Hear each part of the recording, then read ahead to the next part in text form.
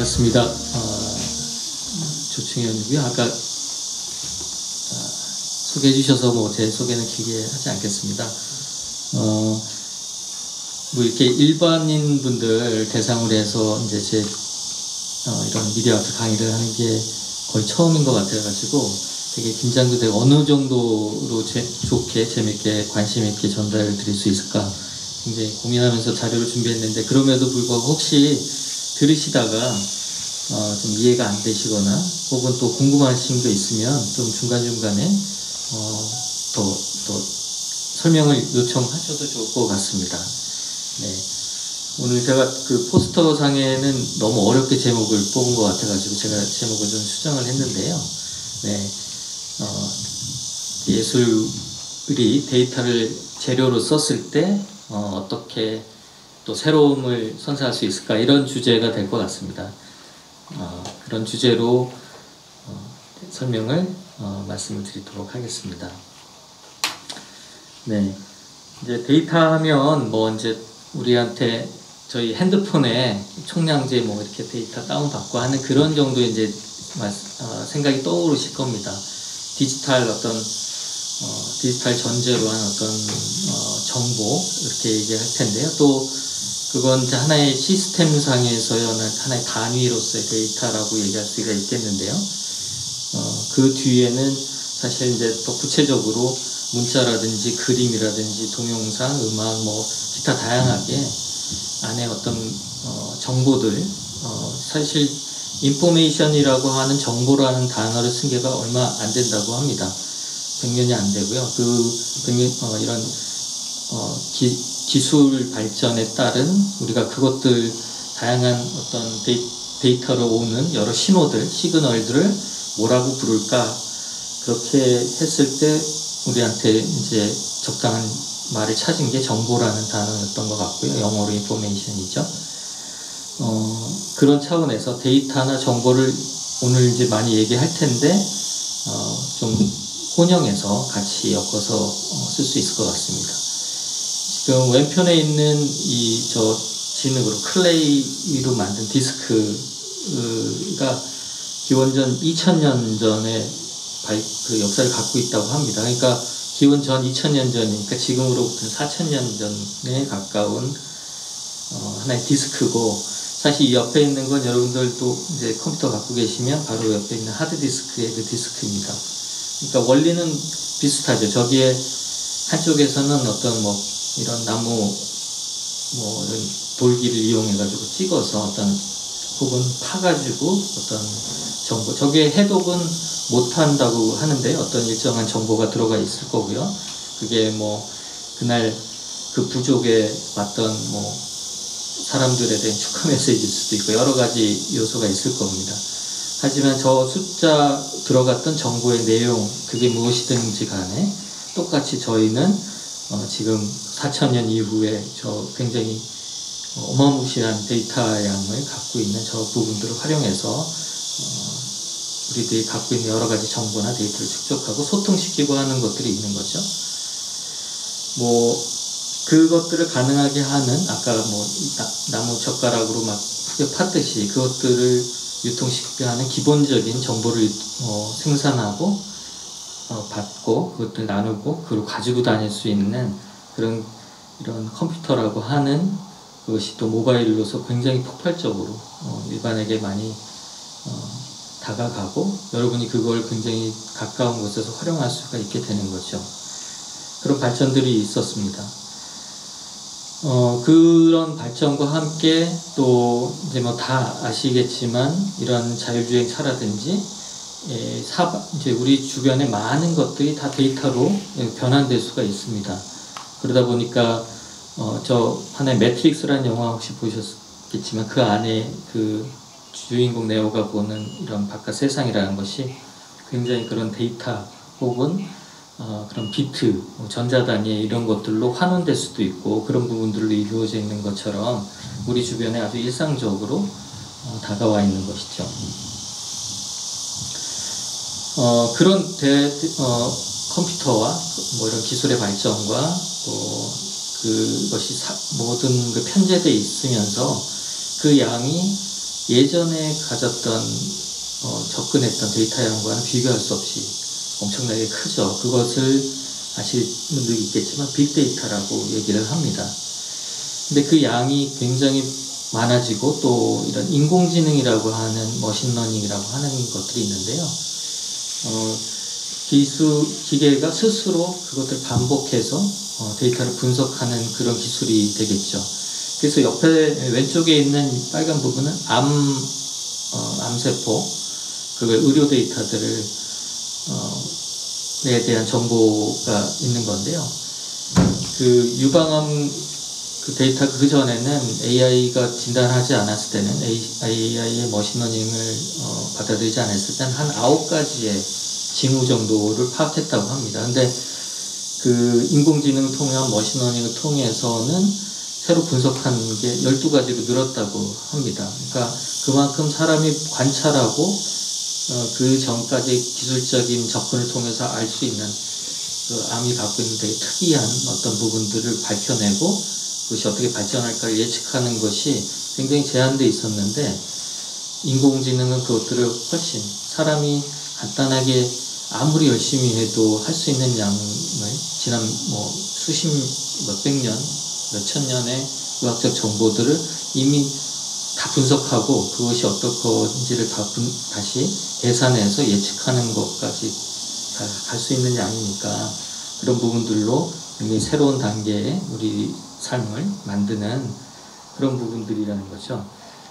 그리고 한쪽은 또 이렇게 데이터들을 비주얼라이즈 하는 이제 시각화해서 보여주는 건데 미국에 보여지는 그 비행기의 그 노선 그리고 그 밀도 같은 것들을 저렇게 그냥 보여준 겁니다. 그냥 항공 데이터 여러분들 이제 해외 여행 가시거나 국내 여행 할 때 비행 노선 같은 것들이 이렇게 보이게 되는데 그럴 때 그것들 좀 더 직접해서 이렇게 확대해서 보여주는 거죠. 이렇게 보면은 대도시들 중심으로 또 어떻게 운영되는 건지 이렇게 한 번에 딱 알 수가 있는 거죠. 그러니까 데이터라고 하는 것들은 어떤 일정한 단위를 넘어서면 그것이 또 우리한테 드러나고 우리가 전혀 몰랐던 새로운 사실들을 발견하는 중요한 재료가 된다. 그러니까 오늘 이런 이제 데이터에 대한 이해들을 계속 좀 같이 공유드리고자 먼저 이렇게 말씀을 드리고요. 그러다 보니까 이제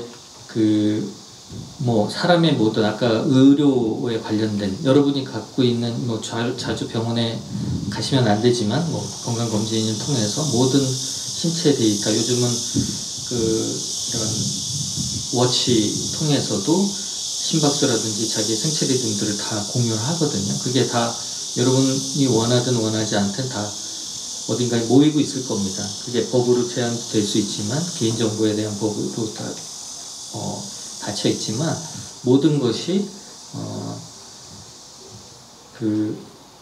어딘가 모이고 있고요. 그것을 굉장히 관리하고 그것들을 분석하고 하는 것이 굉장히 중요하게 된 거죠. 그래서 IoT라고도 하고 IoE라는 말이 있습니다. IoT는 인터넷 오브 띵이라고 해서 사물 인터넷, 모든 사물에 다 이런 컴퓨터나 모든 사물에 다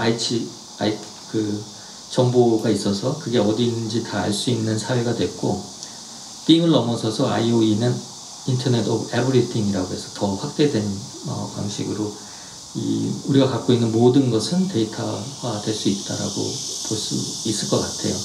그래서 모든 이 리처드 도킨스라고 하는 진화론자는 모든 생물의 핵심에는 불이나 따스한 숲, 생명의 불꽃 같은 것이 아니라 정보, 단어, 지시문이 놓여 있다라고 얘기하고요. 생명을 이해하는 직접적으로는 점액질이나 분비물이 보이겠지만 약동하는 그 안에 또 정보기술로서 또 환원될 수도 있다라고 얘기를 합니다. 되게 차갑고 재미없어 보이겠지만 이게 점점 이렇게 좀 전환되는 그런 빅뱅이라고 할 정도로 빅데이터라고 하는 것이 우리 사이에 바로 코앞에 있다. 이게 현실이다. 그리고 곧 이렇게 그런 것들을 어떻게 우리가 대해야 되는지 같은 것들을 고민하는데 예술 분야도 똑같이 그런 것들을 재료로 사용하고 그렇게 굉장히 중요한 하나의 화두가 된다고 할 수 있겠습니다.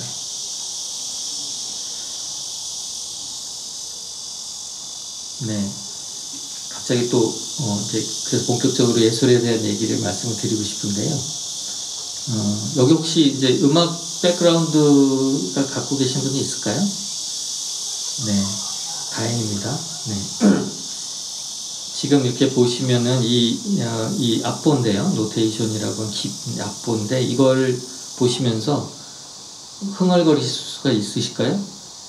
그냥 그죠, 전혀 저게 그냥 그런가 보다 하는 거고, 빠르기 정도는 이해하실 수 있을지도 모르겠어요. 저도 그렇군데 저게 촘촘하면 좀 빨라 보이고 숨가빠 보일 거고, 또 어떤 거는 되게 그냥 뭔가 요란할 것 같기도 하고, 저 자체로는 그렇습니다.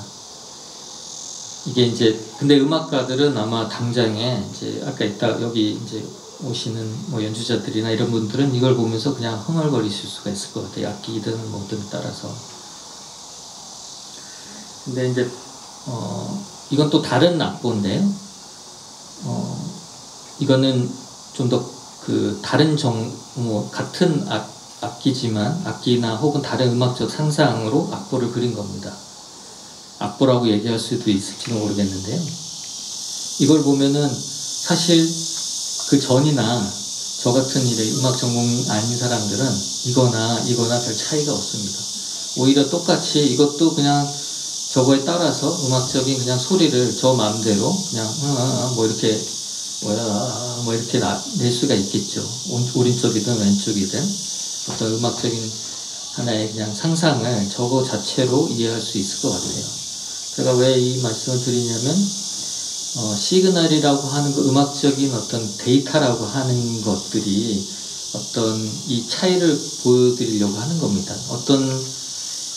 우리가 어떤 사람들을 위한 특정한 목적에 의해서 만들어진 데이터라고 하는 것, 그리고 그것이 갖는 하는 시그널 혹은 정보라고 하는 것이 전혀 상관없는 사람들한테는 전혀 또 상관없이 그것들을 구별할 수 있는 어떤 일정한 기준과 또 그것들을 발견하고 해석할 수 있는 사람들에 의해서 또 변형이 가능한 거거든요.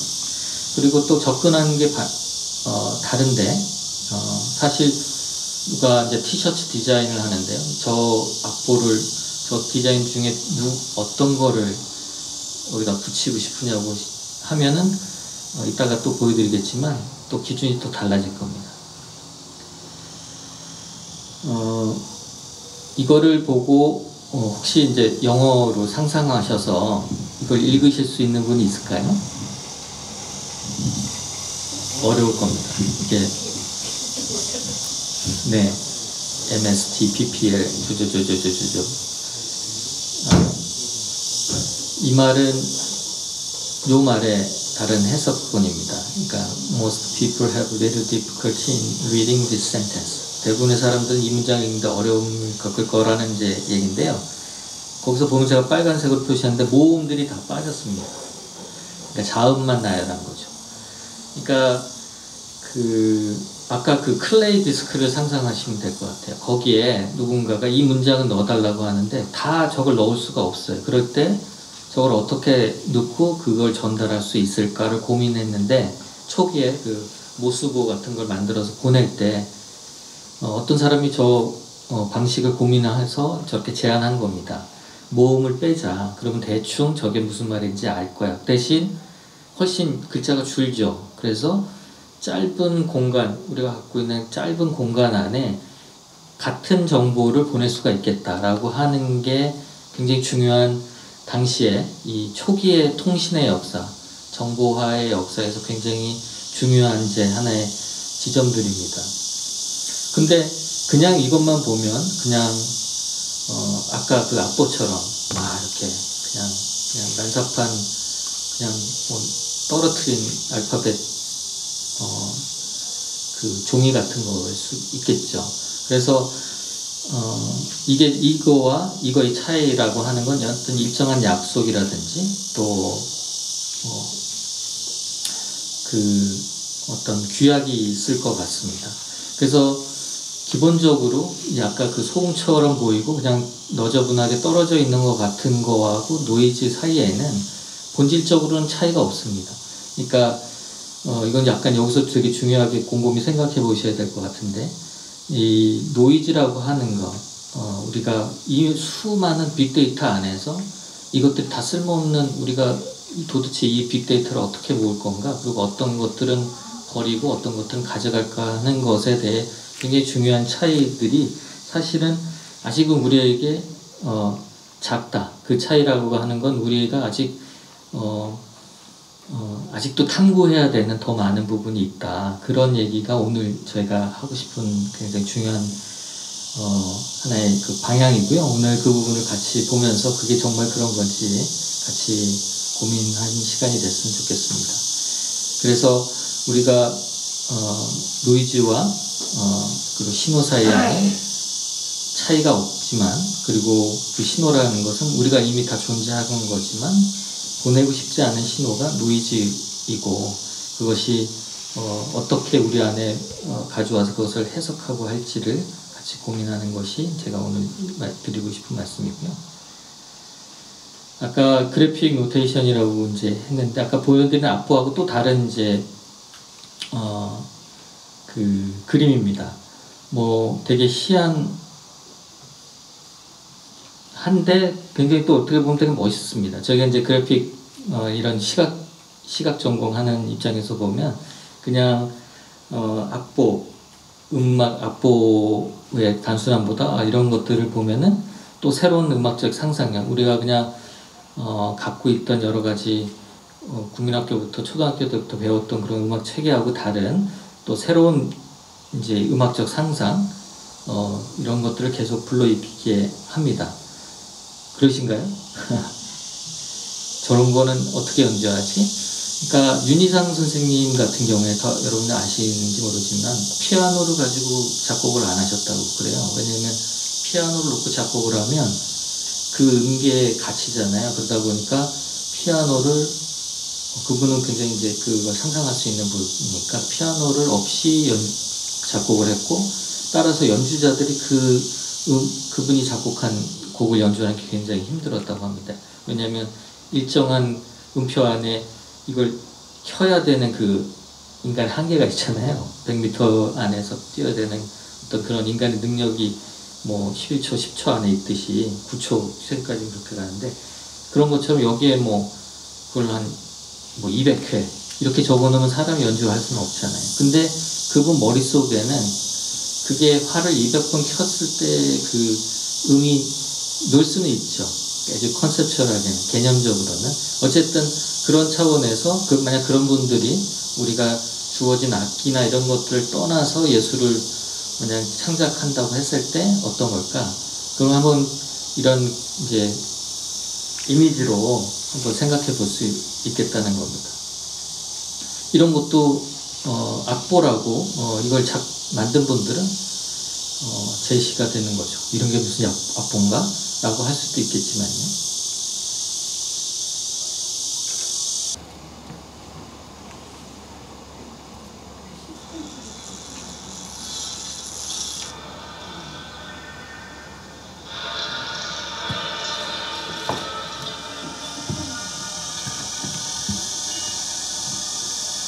네. 아까 그 이상한 악보에다가 만약 거기 저희가 이제 지정한 음가들을 넣었다고 생각해 보시고, 그냥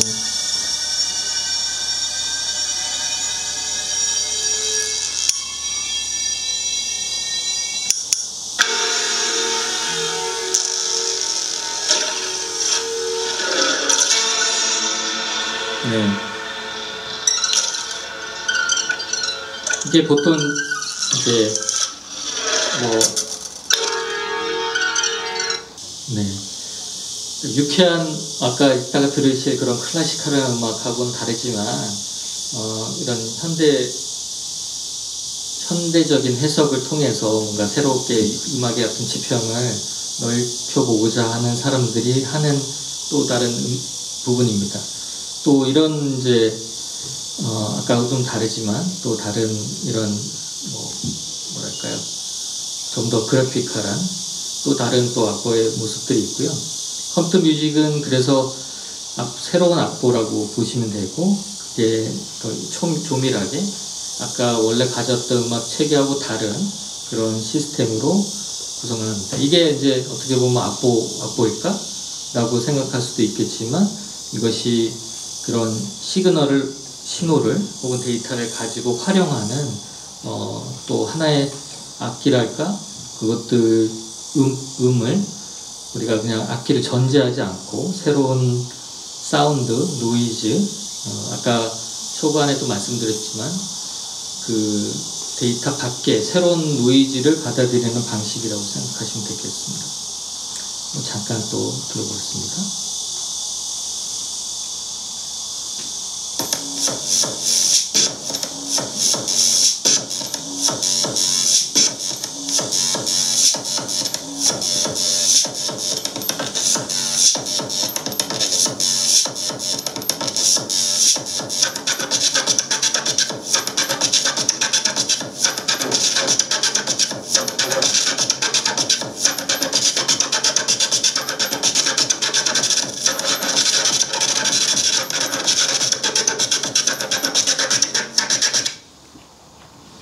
이게 뭐 와 닿으시는 분도 있고 뭐 저런 걸 누가 하나 그냥 노이즈인가 라고 생각할 수도 있겠지만 아까도 말씀드렸듯이 아까 어떤 부분 또 이렇게 비트감이 있게 또 따라가는 부분들이 있거든요.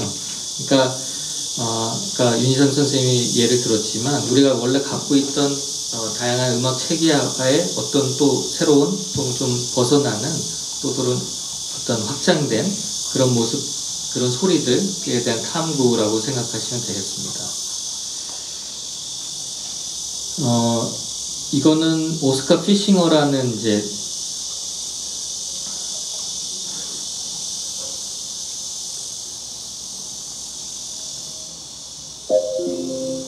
예전에 디즈니랜드에서 만든 판타지아라는 애니메이션이 있었는데 기억하실지 모르겠어요, 어르신들은. 근데 그때 그 애니메이션을 만들었던 그 작가가 오스카 피싱어라는 작가입니다. 그 사람을 기념해서 만든 하나의 그 구글에서 만든 하나의 솔루션인데요. 이렇게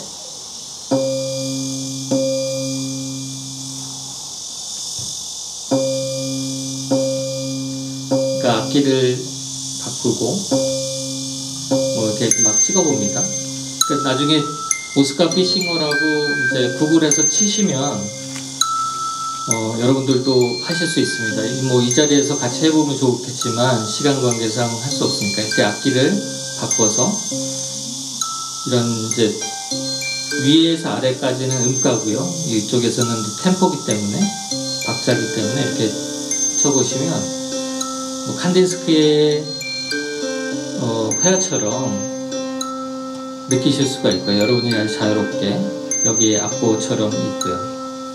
그리고 이렇게 공유를 해서 여러분들 친구분들이나 가족끼리 서로 나눠보실 수 있을 것 같아요. 그러니까 우리가 데이터라고 하는 것들은 우리가 규정하기 나름인 거고요. 여기에 이제 어떤 코드나 컴퓨터 기술을 이용해서 거기에 적당한 음가라든지 이런 표현들을 집어넣으면 그것이 새로운 맥락 안에서 체계 안에서 사람들에게 다가가는 여러 가지 다양한 감성적인 그리고 의미적인 부분들로 다가갈 수 있겠다. 그렇게 시작을 하는 거죠. 그래서 예술이라고 하는 것이 굉장히 다양한 부분들인데 이런 컴퓨터 뮤직 부분에서 굉장히 이것들이 미디어 아트 부분에서 굉장히 활발하게 시작이 됐고요. 아주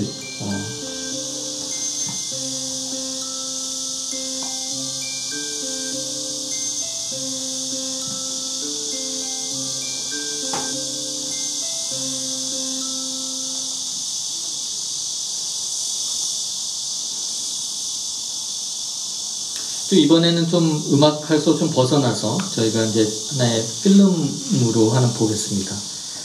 이게 이제 영화 필름은 지금은 거의 영화를 필름으로 찍지 않는데요. 필름을 그냥 그 영상에 놓고 그렇게 보지 않고 저렇게 한번 이렇게 펴본 겁니다. 그랬을 때 한쪽은 제목이 10초입니다. 10초, 보통 영화가 1초에 24프레임이거든요. 그게 하면 저게 240프레임인 것 같습니다.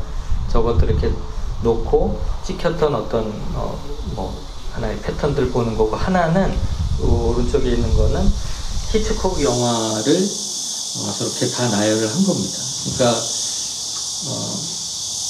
저게 뭐 어두움이 많거나 또 이게 지금 컬러는 아닌데 저게 어떤 컬러 톤에 따라서 이 영화가 갖고 있는 컬러의 방식이라든지 또 어떤 저런 것들을 계속 비교 여러 차례 여러 단계의 여러 영화들 분석해서 놓고 보면은 일정하게 장르 영화들, 느와르라고 하죠. 저희가 영화를 굉장히 느와르 장르라고 하면 음울하고 뭔가 암흑세계를 다루고 폭력적이고 뭐 그런 것들을 얘기하잖아요. 오죽하면 그걸 이제 느와르라고 하는 그런 컬러로 영화의 장르를 구별할 수도 했겠냐마는 어쨌든 그런 식으로 우리가 영화라고 하는 하나의 이런 체계를 또 다른 방식으로 이해할 수 있겠다라고 하는 것이 저희 이제 또 이런 데이터로서의 어떤 예술 분야 한 부분 이렇게 얘기할 수도 있을 것 같습니다. 네, 두 장면을 지금 그냥 하늘 구름 사진이잖아요. 근데 가만히 보시면 뭐가 또 느껴지시나요? 네? 사람으로 보이죠. 네, 얼굴 같은 게 느껴지시죠? 그런가요? 또 뭐 여러 가지 생각, 그냥 하늘 같은데, 클라우드 페이스라고 하는 작품이고요. 신승엽, 김용훈이라는 작가가 만든 겁니다. 지금 보면은 그 하늘을 카메라를 두고 계속 이제 일정한 기간 동안에 찍었어요. 그리고 컴퓨터한테 명령을 시킨 겁니다. 저 중에 사람 얼굴이 보이는 것들을 포착해서 그것들을 계속 축적해라. 그리고 거꾸로 컴퓨터한테 다시 또 명령을 합니다. 저게 누구를 닮았는지도 보여줘라. 그래서 아까 잠깐 보여드렸지만 왼쪽 거는, 오른쪽 거는 자세히, 왼쪽 건 사실 저도 누군지 잘 모르겠는데 오른쪽 거는 굉장히 유명한 그림인데 아인슈타인 얼굴입니다. 그래서 저거를 어떤 CG나 그래픽 통해서 만든 게 아니라 그러니까 컴퓨터한테 일을 시킨 거죠. 굉장히 5분에 한 장씩 찍으라고 그랬나? 몇 분에 5초에 한 장씩 찍으라고 했나? 계속 찍어서 그걸 축적해서 가장 닮은 얼굴을 만드는 거죠. 이게 이제 어떻게 보면 뭐 인공지능이나라고 하는 데이터 그만큼 저걸 만들기 위해서 어떤 우연이라고 하지만 우연을 만들어내는 데이터가 엄청나게 많으면 그건 굉장히 중요한 또 단순히 지나가는 찰나나 우연이 아니라 하나의 패턴과 그리고 또 굉장히 중요한 재료가 될 수 있는 거겠죠. 또 이런 작가들이 있습니다.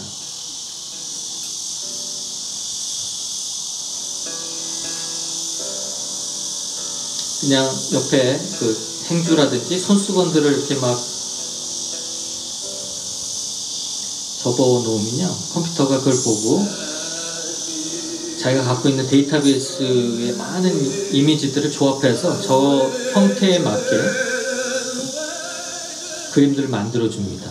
그러니까 여러분들은 그림을 붓이나 뭐 이렇게 뭐 연필로 소명할 필요 없이 유한을 이렇게 하실 필요 없이 그냥 갖고 있는 이런 이불 조각, 손조각이나 뭐 사물이 있으면 그리고 그걸 지정하기만 하면 주로 아마 이 작가는 데이터베이스가 자연 데이터가 있을 겁니다. 그랬더니 저렇게 그냥 충전기를 갖다 놨더니 섬이 생기고요.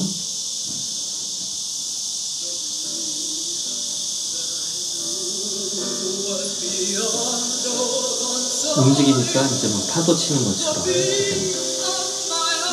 이제 저런 앱이 생길 겁니다. 이게 이제 아마 있는지도 모르겠고요. 그리고 그거를 불이라고 이제 메뉴바를 아까 제가 이렇게 악기를 바꿔서 치듯이 메뉴를 바꿔서 불을 치면 불이 나오고요. 구름을 해봤더니 이제 구름 모양들을 계속 집적해서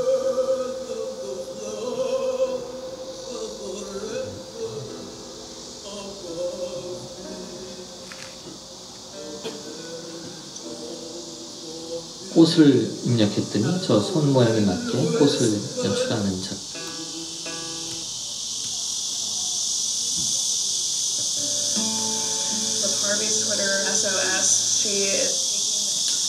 이분은 우리가 흔히 알고 있는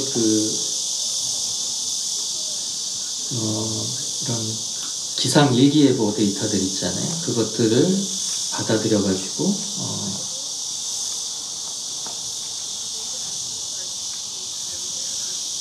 조각으로 만드는 입체 작업을 하는 작가입니다. 그러니까 전체적으로 보여주는 이런 우리가 과학적 데이터 혹은 그 기상예보 볼 때마다 뒤에 이렇게 보여지는 그냥 이런 데이터들을 좀 더 새로운 맥락에서 입체화하고 그를 구성하는, 그래서 그 안에서 어떤 아름다움이랄까 뭐 그런 미학적인 요소들을 막 끄집어내서 하는 부분이고요. 이분은 래픽 아나도라고 굉장히 유명한 작가인데요.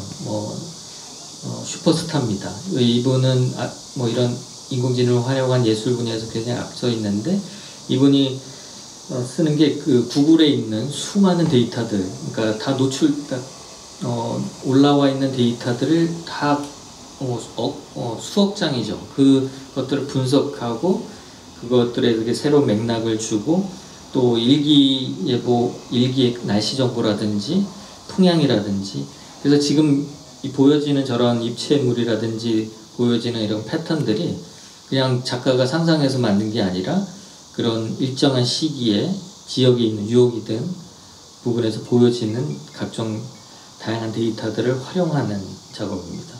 그러니까 아까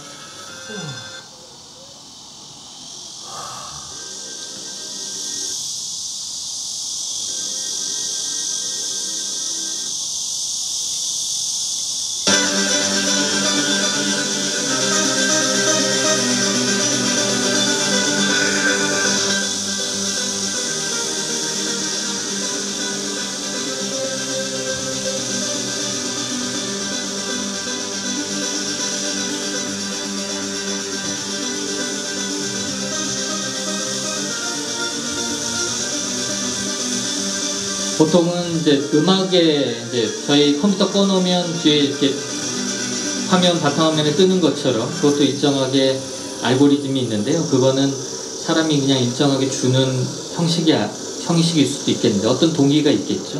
근데 지금 보여지는 이런 패턴들은 인터넷에서 혹은 요즘 공공정보들이 되게 다 이렇게 공개가 되니까요. 거기에 맞춰져서 어떤 날씨라든지 또 뭐 요즘 기후에 대한 문제들이 많이 화두가 되니까 저런 부분들을 공공 데이터들을 활용해 가지고 같이 보여주는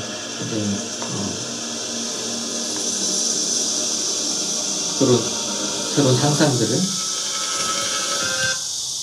주는 거죠. 그 부분은 시간이 벌써 이렇게 갔네요. 빨리빨리 넘어가도록 하겠습니다. 이렇게 아까도 말씀드렸지만 새로운 데이터라고 하는 게 디지털 데이터도 있지만 우리가 그 전으로 보면 우리 주변에 여러 가지 있는 사물들, 여러 가지 사진이라든지 또 그런 오브제라든지 이런 것들도 다 하나의 정보 단위라고 생각했을 때 그것들을 계속 뒤집어보고 전복시켜보는 작업들을, 그리고 아까도 기본 악보와 새로운 그래픽한 악보들이 있듯이 그런 것들을 계속 교차해보는 상상들을 갖는 게 예술가들이 하는 일들이죠. 그 일들의 가장 중요한 역할을 했던 흐름들이 있었는데요. 그거 플럭서스라고 손으로 연주하지 않습니다. 이분들은 그냥 저렇게 왜 꼭 손으로 해야 되냐, 그러니까 윤희상 선생님처럼 왜 저기에 의지해야 되는가, 발로 망치를 부실 수도 있고요. 왜 건반을 쳐야 되냐? 왜 저 몸통을 치면 안 되냐? 머리로 치면 안 되나? 이런 여러 아주 실험적인 시도들을 많이 합니다. 그거의 대표적인 작가가 우리가 한국이 나오고 일본이 기른 사실 이제 논란은 있지만 백남준 작가의 여러분들이 많이 노출돼 있지만 실제로 백남준 선생님이 어떤 분인지는 잘 모르시는 것 같아요. 잘 모르겠고, 이분은 하지 말라는 짓만 골라서 해서 유명해지신 분이죠. 아까 피아노를 부신 바이올린을 질질 끌고 다녔던 분인데, 이분은 TV를 보면서도 굉장히 새롭다라는 느꼈고, 저걸 어떻게든 다른 변환시켜 보겠다는 생각이 들었던 것 같아요. 아까 악보를 보면서 다른 생각을 했던 것처럼 이분은 TV에다 자석을 얹어서 저렇게 새로운 패턴을 만들었던 거죠. 저때 저 TV 한 대가 집 한 채 값이었는데 수십 채를 날려먹은 정도로 굉장히 재벌이었습니다. 일본에서. 그런 정도의 어떤 후원과 또 실험들이 있었다고 봐야겠죠. 또 보시면 저런 아까 이제 잘 나오는 화면들을 계속 삐딱하게 움직여서, 그러니까 정식으로 오는 시그널, 신호와 데이터들을 뭔가 계속 연결해 보면서 뭐 새로운 패턴들, 의도하지 않았던 멋있는 혹은 의미 있는 것들을 만들어내는 게 또 예술의 한 부분이기도 합니다. 이게 이제 지금은 이렇게 지금은 다 디지털 화면이지만 예전에는 돌리는 TV 채널들 보시면 막 그걸 잘 맞춰서 잘 나오는 걸 막 조정도 하셨잖아요. 근데 그때 이렇게 보여지는 찌그러진 영상들이 잘못 나오는 게 있지만 이것들을 계속 보다 보니까 사람들한테 이쁘기도 하다 이런 마음들이 들었나 봅니다. 그래서 질 샌더스라는 굉장히 유명한 패션 디자이너는 저런 망가진 패턴 같은 것들을 이 작가의 최근에 나와 있는 자기 패션 콜렉션에 적용하기도 하고요. 케인 웨스트라고 굉장히 유명한 미디어 탑 아티스트인데 그분은 자기의 뮤직비디오를 저렇게 망가진 화면으로 일부러 표현해서 뭔가 기존에 우리가 가져왔던 것들을 좀 더 이렇게 새롭게 한번 도전해보는 그런 계기로 자기를 이렇게 드러내는 그런 기재로 또 방식으로 쓰기도 합니다.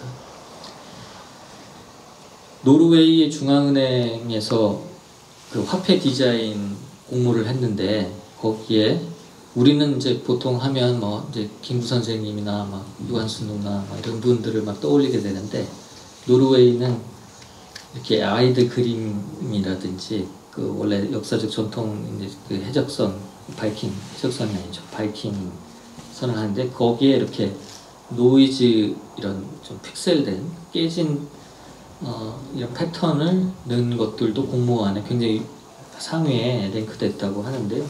이런 것들이 점점 우리 안에 받아들여지게 된 것 같습니다. 아까 나이대에 따라서 다를 수도 있으실 텐데 아까 들려드렸던 되게 노이즈스러운 음악들, 힙합 들어도 굉장히 처음에 이상하셨을 텐데 그런 것들이 지금은 굉장히 또 다르게 또 소통이 되기도 하거든요. 그러니까 예술이라는 계속 끊임없이 새로운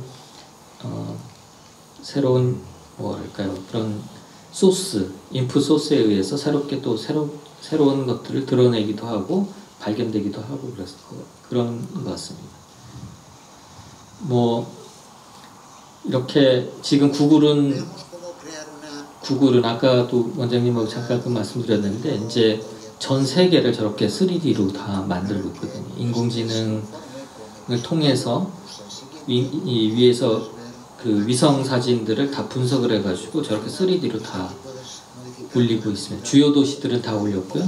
한국은 아직 그걸 허락을 안 해서 그렇지만 곧 저희 내부 기술로도 저렇게 모든 도시들 우리가 갖고 있는 환경들을 다 3D로 만들 것 같아요.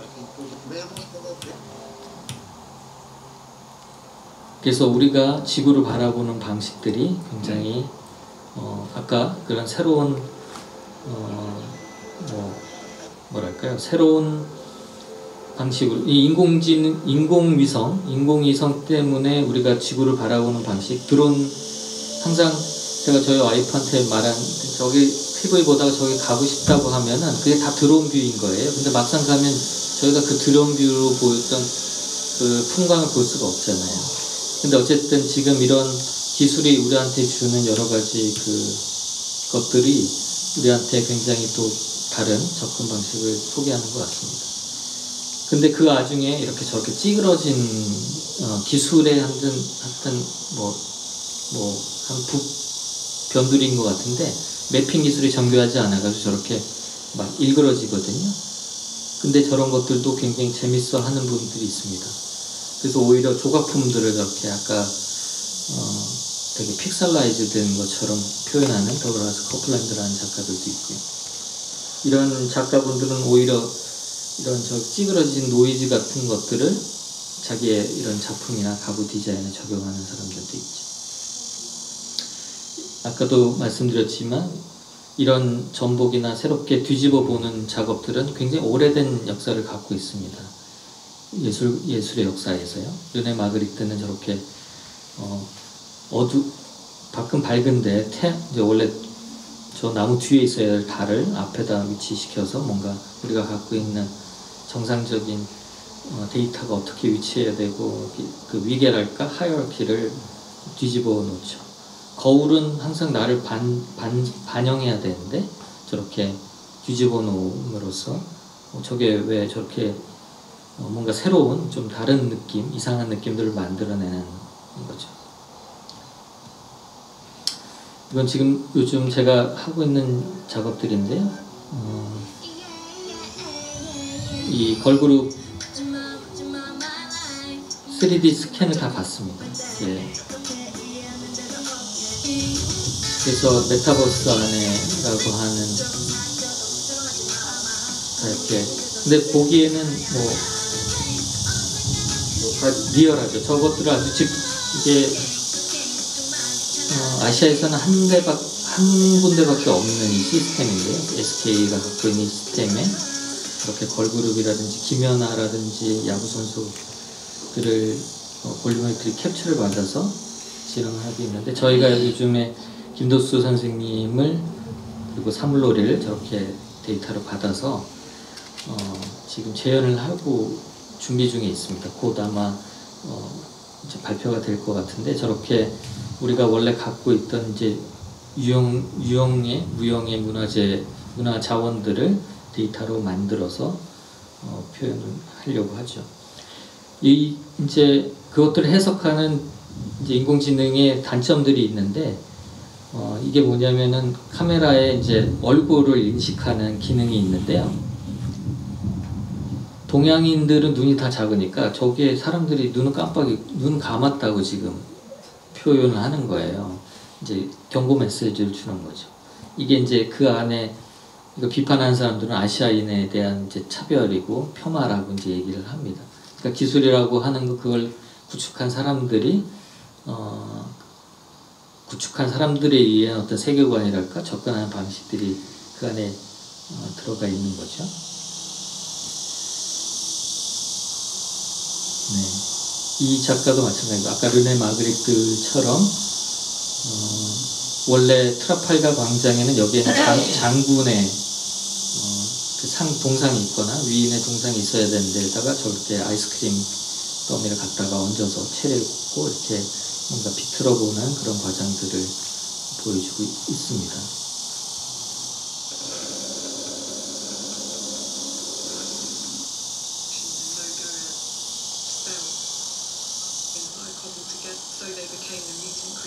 네, 시간이 거의 다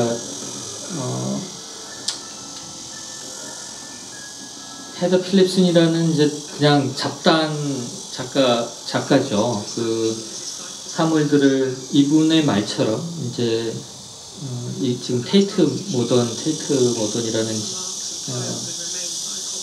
작품 그 미술관 안에 굉장히 이제 큰 미술관, 현대미술관 같이 영국을 대표하는 테이트 모던 안에 들어가는 이런 거 안에 들어가 보면 저렇게 그냥 잡동사니들 같고 굉장히 뭐랄까요, 그냥 고물상 같은 저런 것들이 있습니다.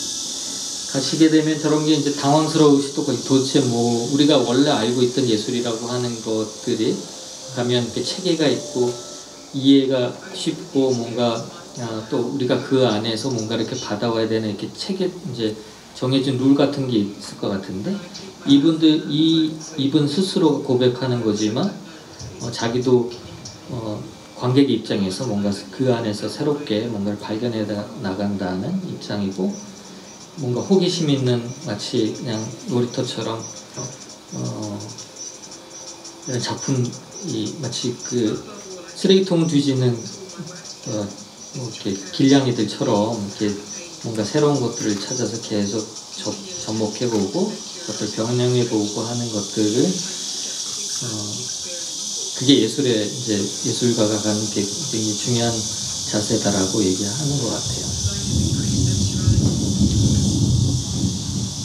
네, 뭐 그 기술적인 우리가 갖고 있는 데이터와 관련된 기술 요소들 뭐 많이 가지고 준비를 했지만 사실은 요즘 뭐 이런 분들은 메타버스 관련해서도 많이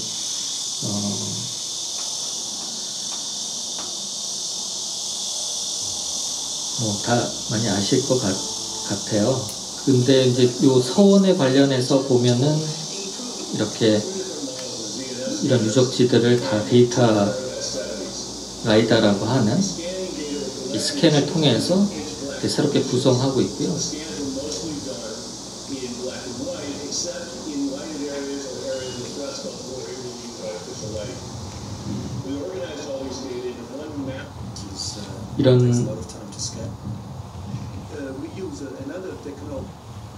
이런 세계 뭐 이런 굉장히 기술 라이다라고 하는 이 레이저 디스크를 통해 레이저 스캐닝 방식을 통해서 아마 이 서원도 어느 순간인가 아마 다 이렇게 뭐 3D로 새로운 기술적 형태로 아마 구성이 될 것 같습니다. 막 섞여서 너무 짧은 시간 안에 많은 걸 말씀드리려고 했던 것 같아가지고 좀 걱정되는데 오늘 말씀드리려고 했던 거는 그런 것 같아요. 아까도 우리가 데이터라고 하는 것이 노이즈 굉장히 빅데이터 안에서 우리가 가질 수 있는 데이터 양이라는 건 굉장히 넓잖아요. 근데 그것들을 어떻게 우리가 굉장히 자유롭게 가질 수 있는 힘들이 생긴 거죠. 그것들을 어떻게 변형하고 요리할 수 있는 것들이 좀 더 우리가 손쉽게 그것들을 변형할 수 있고 이런 것들이 노출이 돼 있는데 여러분들이 그것들을 다양한 현장 삶의 방식 안에서 삶의 이런 기회들을 통해서 좀 것들을 변형하고 또 그렇게 변형하는 그리고 새롭게 뭔가 그것들 이렇게 좀 다른 형태로 우리 주변이나 사물을 바라볼 수 있게끔 도와주는 작가들을 좀 관심을 가지시고 봐주시면은 좀 더 예술에 대한 이런 접근하는 방식도 너무 어떤 큐레이터가 어렵게 말해서 알려주는 것도 있겠지만 그런 거가 또 다르게 이런 미디어 아트라는 게 굉장히 손쉽게 이미 여러분이 갖고 이 핸드폰이라는 게 이 안에 굉장히 많은 센서 집적되어 있는 거거든요. 여러분들은 아까도 보셨듯이 굉장히 다양하게 예술 활동에 직접적으로 참여하실 수가 있습니다. 그러니까 굉장한 스튜디오나 아니면 굉장한 이런 도구 없이도 물론 그것이 보여주는 최종적인 아웃풋은 또 특정할 수 있겠지만 미디어 아트라는 게 굉장히 어려운 것들이 아니라 이런 데이터를 어떻게 다루는가, 데이터란 무엇인가, 또 거기에 어떤 맥락을 어떻게 줄 것인가 이런 것들을 같이 고민해 보시면 좋겠다는 생각이 듭니다. 네, 이 시간 이렇게 경청해 주셔서 감사드리고요. 혹시 궁금하신 점이나 질문이 혹시 있으시면 말씀해 주시면 짧게 대답 드릴 수 있을 것 같습니다. 네, 너무 많은 걸 말씀드려서 복잡하실 것 같아요. 네, 이제 이렇게 노이즈 같은 좀 복잡한 어려운 수도 있는 것보다 일단 편안하게 또 우리 배정 선생님의 아름다운 음악으로 또 이것들을 좀 더 이렇게 풀어주면 좋을 것 같습니다. 감사합니다. 오늘 좀 강의해 주신 조승현 교수한테 다시 한번 큰 박수 부탁드리겠습니다.